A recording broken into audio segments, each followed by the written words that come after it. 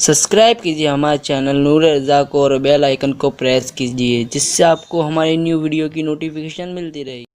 हिजरी से लेकर के रमजानुल मुबारक तक के जो है सैयदा फातिमतुज़ ज़हरा 6 महीने तक हयात रही, लेकिन इन 6 महीनों में सैयदा फातिमा कभी नहीं मुस्कुराई, सिर्फ रोती थी रोती थी रोती थी, सिर्फ रोती थी। मौला अली की तरफ से भी आपकी तवज्जो अब वो न थी जो ज़ाहिरी दौरे रिसालत में थी, हसनैन करीमैन पर भी वो तवज्जो न थी जो ज़ाहिरी दौरे रिसालत में थी, सिर्फ रोती थी। एक मरतबा हजरत सैयदना अबू हुरैरा से मुलाकात हुई तो हज़रत फातिमतुज़ ज़हरा ने कहा था, ए अबू हुरैरा, तुम लोगों ने किस तरीके से अल्लाह के रसूल की कब्र पर मिट्टी डाली, तुमने किस तरीके से हुजूर की कब्र पर मिट्टी डाली। ये कह के रोने लगी। आपने आकाए करीम के विसाल के बाद कुछ अशआर भी कहे हैं जिसका मफहूम ये है, सैयदा फातिमतुज़ ज़हरा सलामुल्लाह अलैहा फरमाती हैं अपने अशआर में कि मेरे बाबा के विसाल के बाद मुझ पर वो गम टूटा है,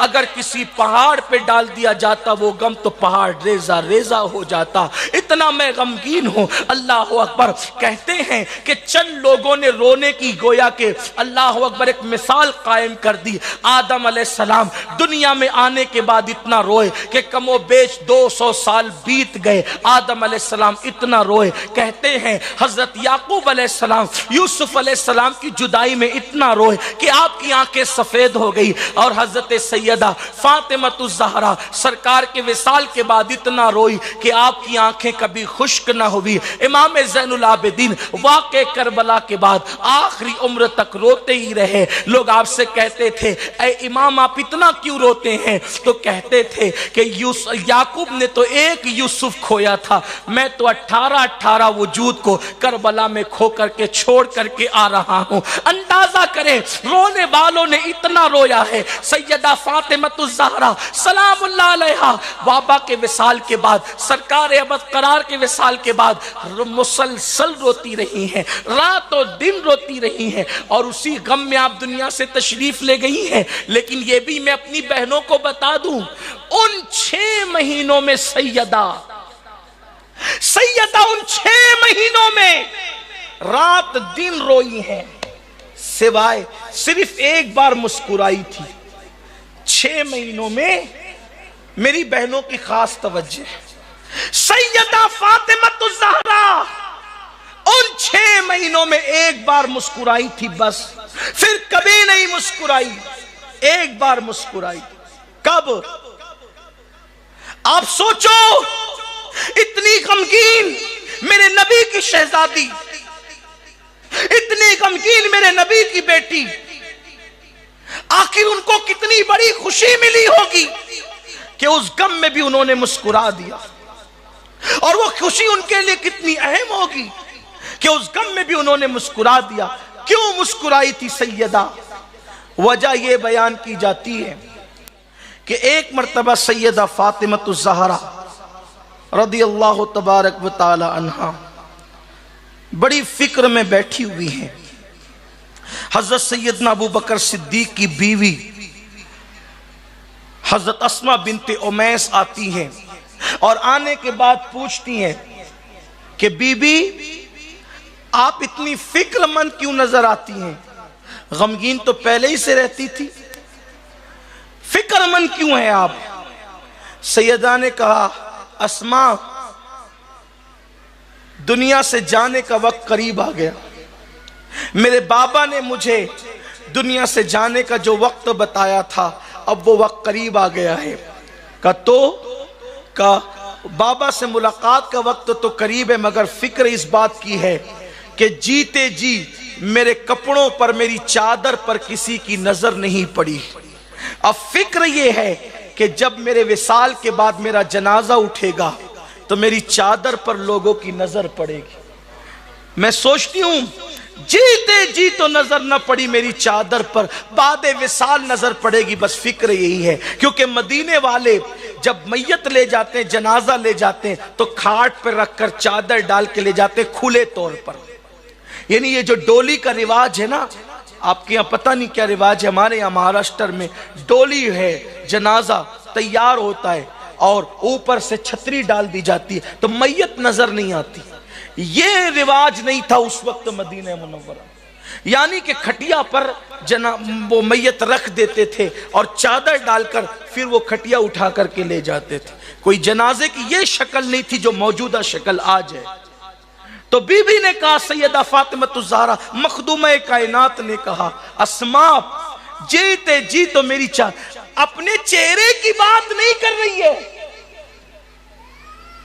میری بہنوں سوچو, حیا کسے کہتے ہیں؟ اگر حیا سیکھنا ہے تو بی بی زہرا پاک سے سیکھو. چہرے کی بات نہیں کر رہی ہے بلکہ اپنے چادر کی, کہ جسم پہ جو چادر ڈالی جائے گی, فرماتی اس چادر کو کبھی کسی نے نہیں دیکھا. بلکہ سیدی اعلیٰ حضرت امام احمد رضا نے تو یہاں تک لکھ دیا اور تحقیق سے لکھا کہ فاطمہ الزہرا وہ ہے جس کے دوپٹے کو مرد تو مرد ہے کبھی چاند و سورج نے بھی نہیں دیکھا. کہتے ہیں جس کا آنچل نہ دیکھا مہو مہر نے, اس ردائے نزاہت پہ لاکھوں سلام. چاند و سورج نے جس کے دوپٹے کو نہیں دیکھا وہ میرے نبی کی شہزادی. میں چیلنج کرتا ہوں پوری دنیا میں کوئی ایسی خاتون لا کر بتا دو جس نے اپنے دوپٹے کو چاند و سورج سے بھی بچایا ہو.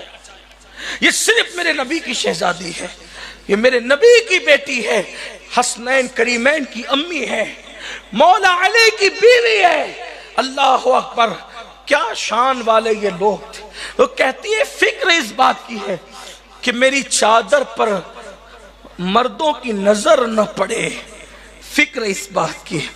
اسماء بنت امیس کہتی ہیں کہ بی بی جب میں ملک حبشہ گئی تھی تو اس وقت میں نے وہاں پر میت جاتے دیکھا کہ میت ہمارے یہاں کی طرح یعنی مکہ شریف اور مدینہ شریف کی طرح کھاٹ پہ وہ لوگ نہیں لے جاتے تھے بلکہ ڈولی میں لے جاتے تھے.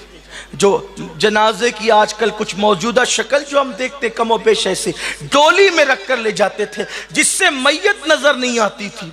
اگر آپ اجازت دے تو میں وہ ڈولی بنا دوں, وہ جنازہ بنا دوں. اچھے جنازے کو دیکھ کر بے چین ہو جاتے, جنازے کو دیکھ کر اچھے بے قرار ہو جاتے.